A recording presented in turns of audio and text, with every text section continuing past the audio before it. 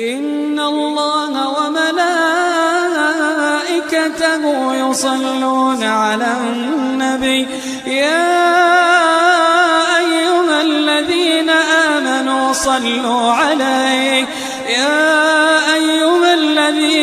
آمنوا صلوا عليه وسلموا تسليما.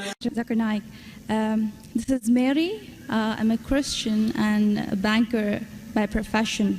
My question for you is based on your statement that nowhere in the Bible it's mentioned that Jesus Christ is the Son of God.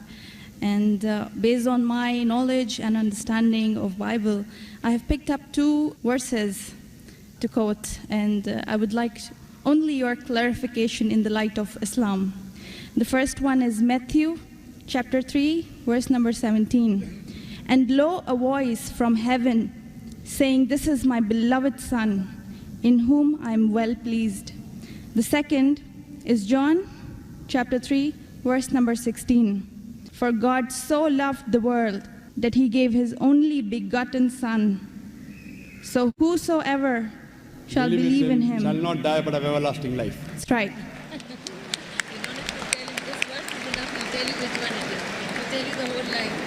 Sister, just to correct your statement, you made a question saying that I said that nowhere in the Bible it says that Jesus is Son of God. I never said that nowhere in the Bible is it mentioned that Jesus is Son of God. I said there is not a single unequivocal statement in the complete Bible. There is not a single unambiguous statement in the complete Bible where Jesus Christ, peace be upon him, himself says that I am God, or where he says worship me. I never said the Bible does not say Jesus is Son of God. What I said, there is not a single unambiguous statement, not a single unequivocal statement in the complete Bible where Jesus Christ, peace be upon him, himself says that I am God, or where he says worship me. If you point out any such two statements, I'm ready to accept Christianity. If your question assumes that Son of God means Jesus is God, very well I'll reply to your question. Many Christians think that just by the statement Son of God means Jesus is God. Sister, do you know in the Bible, Adam is Son of God, Ephraim is Son of God, Israel is Son of God. God has got sons by the tons in the Bible. That means you haven't read your Bible, sister. So do you mean to say all of them are gods? Is Adam God? Is Ephraim God? Is Israel God? No. Son of God, sister, is a statement used if you read Romans chapter number 8, verse number 14. All those that are led by the Spirit of God, they are sons of God. Means if you follow the commandment of God, if I follow the commandment of God, I am a son of God. In this way, undoubtedly, Jesus Christ, peace be upon him, verily is the most beloved Son of God. Meaning, he is following the commandment of God. I have got no problem at all. If you say Son of God means persons who follow the commandments of God, like it's mentioned in Romans, all those who are led by the Spirit of God, they are sons of God. If I follow the commandment of God, you follow the commandment of God, we are called children of God. Very innocent statement, no problem. So as far as your Matthew is concerned, 3:17 I have clarified. Now coming to your second quotation of Gospel of John chapter 3 verse number 16. But what the Christian missionaries say, no, brother Zakir, Jesus Christ, peace be upon him, is not a normal son. He is the begotten Son of God. And they quote Gospel of John, chapter number 3, verse number 16. For God so loved the world that he gave his only begotten Son. Whosoever believeth in him shall not die, but have everlasting life. Sister, simple question. What is the meaning of the word begotten? He has given it. No, what is the meaning of begotten? He has given his Son to the people. No, sister. Begotten doesn't mean he's given his son. You know English, I know English. Your English is, mashallah, very good. Begotten doesn't mean he's given his son. If I say you have begotten a son. Sorry to interrupt. Don't give metaphorical meaning. English. I'm not a scholar. You're not a scholar, but your English is very good. I'm a layman person. And but sister, your English is very... If I say you have begotten a son, what does it mean? That means you have had sexual relationship with your husband and you begot a son. Begetting is a function of lower animals of sex. How can I attribute this function to Almighty God? Who did God have sex with? Who? That's the reason the scholars of Christianity, if you read the Revised Standard Edition, Revised Standard Version of the Bible, revised by 32 scholars, Christian scholars of the highest eminence, backed by 50 different corporate denominations, they say this word begotten in Gospel of John, chapter number 3, verse number 16, is an interpolation, is a fabrication, is a concoction, and they're thrown out of the Bible. So if you read the Bible, if you read the Revised Standard Version, it is the bestseller in the world.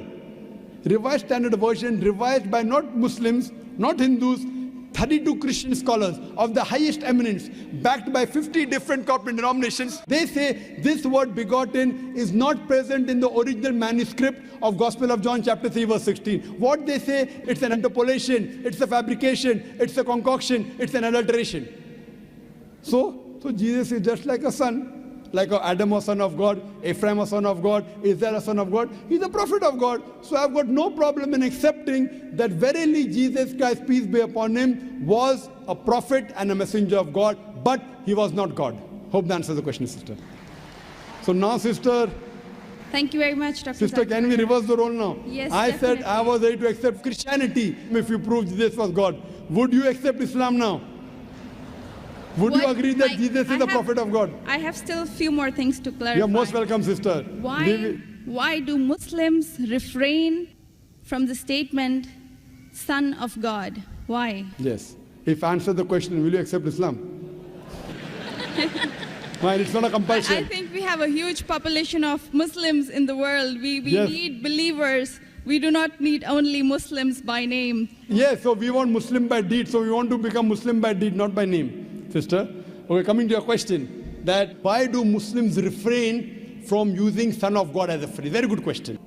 And that's the reason, sister, if you read the Quran has got 99 attributes to Allah subhanahu wa ta'ala. Ar-Rahman, Ar-Rahim, Al-Hakim, most gracious, most merciful, most wise. But Allah subhanahu wa ta'ala in his last and final revelation, if there's something like Old Testament and New Testament, Quran is the last testament. In his last testament, he has not used the word Ab. In Arabic, Ab means father. Why? He has used the more difficult word Rab. Rab is more difficult to pronounce than Ab, which means the Lord, the cherisher, the sustainer. He has used Rab as attribute but not Ab. Why? Because in the previous revelation which were changed, Bible is the changed form of the Injil. People have misunderstood the meaning of Son of God. They started thinking to be begotten son. For example, if I tell, young son, beta tumne acha sawal pucha. Son, you have asked a very good question. If a son asked a question of the age of 10, son, you have asked a very good question. But if I say, you begotten son, you have asked a very good question, he may punch me. He will not say, oh, Zakir is elderly, he may punch me. That means I'm abusing his mother. If I say, my begotten son, he'll get angry. I'm insinuating that I had sex with his mother. So son is innocent word, begotten son is not innocent. Same way, the son is a very good word, but people started misunderstanding. So to remove this confusion, that's the reason the Quran does not use the word father as attribute to Almighty God. Otherwise it's a good word. So same way, we refrain from using Son of God because people start thinking that he's God. No Christian ever comes and tells me Adam is son of God, Ephraim is son of God. Why? Bible says Israel is son of God. Why don't you come and tell me? Because they are programmed. No Christian has come and told me that the Bible says Ephraim is son of God. No, why? Because they are programmed to believe that Jesus Christ is Almighty God. He never said he's Almighty God. And I told you earlier, in my earlier answer, he never claimed divinity. That means you're insulting Almighty God. That means you're insulting Jesus Christ, peace be upon him. That's what I say. If Christian means a person who follows the teachings of Jesus Christ, peace be upon him, we Muslims are more Christian than the Christians themselves. You know why? Because if you read the Bible, Jesus Christ, peace be upon him, it's mentioned in the Gospel of John, he was circumcised on the 8th day. We Muslims are circumcised, Christians are circumcised.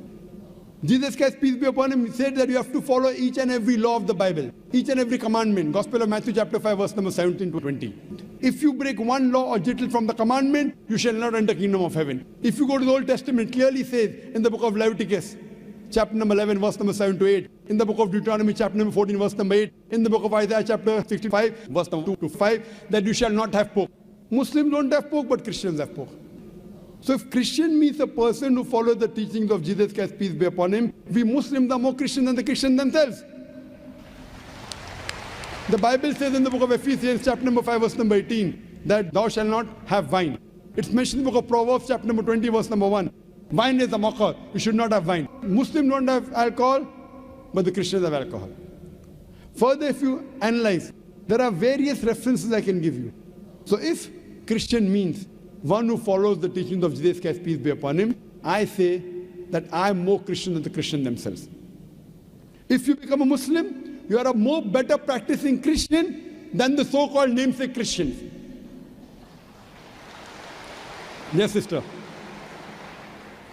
Can I ask something? Sure, Yeah, yeah. right. You're most welcome, sister. I would not like to cross-question or criticize your statement. Sister, I you're have no right most to. welcome to cross-question me. You're most welcome to criticize me. I love it. Unless a person doesn't cross-examine. See, suppose I want to prove something. If I say this is the best, I want to check it out whether it's best or not. That's right. Because a logical person, so please, sister, cross-examine me, criticize me, attack me. Once you're convinced, then you accept it. Yes, sister, go ahead.